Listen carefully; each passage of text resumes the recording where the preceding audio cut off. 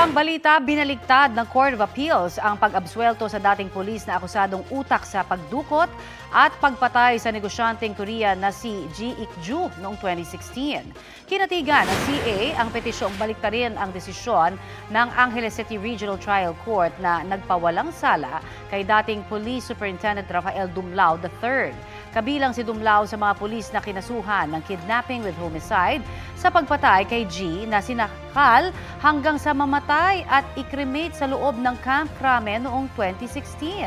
Ayon sa CA, may gross misapprehension of facts ang Angeles RTC dahil taliwas ang desisyon nito sa testimonya ng mga witness. Tinawag din ng CA na insulto sa judicial process ang hatol dahil binaliwala ng RTC ang iba pang ebidensya at tila sigurado na raw ang pagkakaabsuelto ni Dumlao.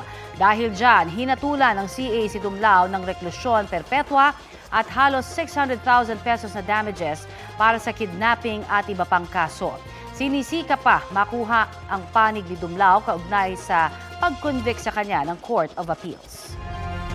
Kapuso, para sa mga maiinit na balita, mag-subscribe sa GMA Integrated News sa YouTube.